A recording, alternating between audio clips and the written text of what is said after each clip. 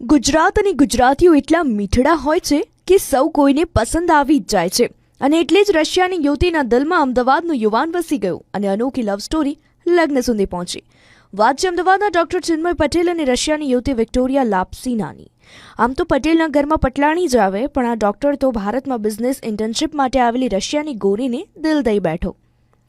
Common ફ્રેન્ડના માધ્યમથી થયેલી આ મુલાકાત જન્મોજન્મના બંધનમાં ફેરવાઈ. કાંકરિયાના પટેલ પરિવારના પુત્ર ડોક્ટર ચિન્મયે જ્યારે પરિવારમાં રશિયન લાડીને વહુ તરીકે લાવવાની વાત કરી તો પહેલાં તો પરિવારને થોડો આઘાત લાગ્યો, પરંતુ બાદમાં ડોક્ટર ચિન્મયના પરિવારે વિક્ટોરિયાનો પ્રેમથી સ્વીકાર કર્યો.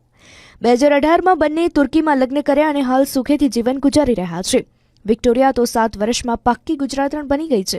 તે ગુજરાતી બોલે પણ છે અને ગરબા પણ કરે છે. ડોક્ટર ચિન્મય અને વિક્ટોરિયાની પ્રેમ કહાની અલગ છે અને તે સાબિત કરી રહી છે કે સાચા પ્રેમને સીમાડા નથી નડતા.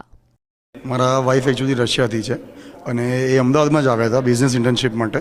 અને અમારા અમુક કોમન ફ્રેન્ડ હતા જે ઇજિપ્ત કરીને એક દેશ છે ત્યાંથી હતા. એમના ઘરે બધા અમે ડિનર માટે મળ્યા હતા અને એમાં એ બીજા અમુક ફ્રેન્ડ્સની જોડે આવ્યા હતા અને એવી રીતે મારી મુલાકાત થઈ. અને પછી 1 વર્ષ અમે લોકો અહીંયા 1 વર્ષ એમના બિઝનેસ માટે જે ઇન્ટર્નશીપ માટે હતા ત્યાં અહીંયા હતા અને એ ટાઈમે અમે મળ્યા. અમે પછી ફરી મળ્યા, અમારી વચ્ચે લવ થયો અને પછી 1 વર્ષમાં અમારા લગ્ન થયા. એવું એકચ્યુઅલી થયું નથી. અમારા લગ્ન ક્રિશ્ચન વેડિંગ થયા છે અને એ બી ટર્કી કરીને દેશ છે, ત્યાં અમારા લગ્ન થયા હતા. અને આજે લગ્નને બી અમારે 7 વર્ષ હમણાં એપ્રિલમાં પૂરા થયા. પહેલી વાર આવું ઘરમાં થતું હોય એટલે ઓબ્વિયસલી ફેમિલી શોકમાં હતું, પણ એવી રીતે કોઈ ફેમિલી અગેન્સ્ટ હોય કે કંઈ પ્રોબ્લેમ થાય એવું કશું ખાસ થયું નહોતું. કારણ કે બધા ડૉક્ટર છે મારા ફેમિલીમાં, દે આર ઓલ ડૉક્ટર્સ, એટલે આપણે બધા સમજી શકીએ. એટલે એજ્યુકેટેડ ફેમિલીમાં યુઝ્યુઅલી આ પ્રોબ્લેમ નથી બહુ આવતો.